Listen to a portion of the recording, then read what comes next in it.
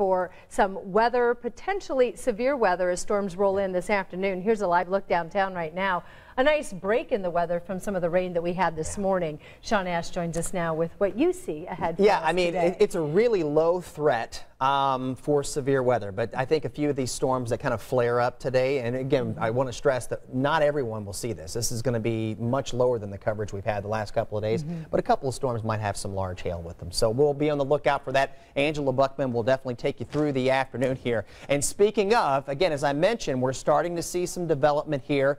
And unlike the last couple of days, especially like yesterday when we had the cloudy and cooler conditions that kind of stabilized the atmosphere, well, after the clouds we had this morning, we're starting to get into some sunshine and the atmosphere is destabilizing. So we'll watch it. I do expect we'll start to get some lightning out of these. They should be able to build up pretty quickly.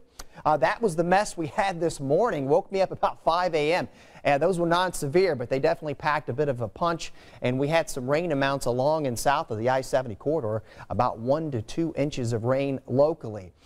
Don't see this often, but it's neat when it happens unless you don't like it on the cool side, and that's where you are as we look to the north. Again, Rensselaer right now at 50. 70 already down in Bloomington, and you're going to come very close to hitting an 80-degree high down there. We're at 66 here in Indy and a cloudy 58 over in Richmond. So again, the idea is cooler to the north, where you may not even make it out of the 50s in some hometowns here. Monticello forecasting 63. That might be a reach. 60 in Marion.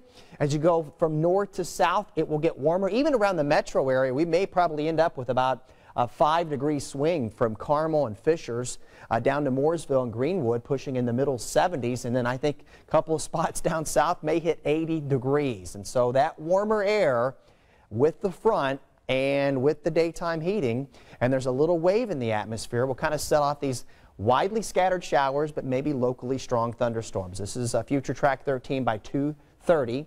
All right, and then watch as we go through the afternoon, through the evening here, kind of lining up along that front.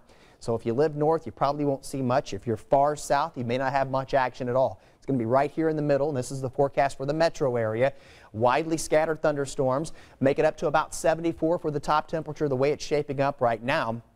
And as we go through the evening hours, we'll start to focus on what's going to be coming in for tomorrow morning. I think there's going to be some areas of some locally dense fog because of all the rain that we've had, and the wind is going to go light. So that probably will be an issue for the morning commute tomorrow morning.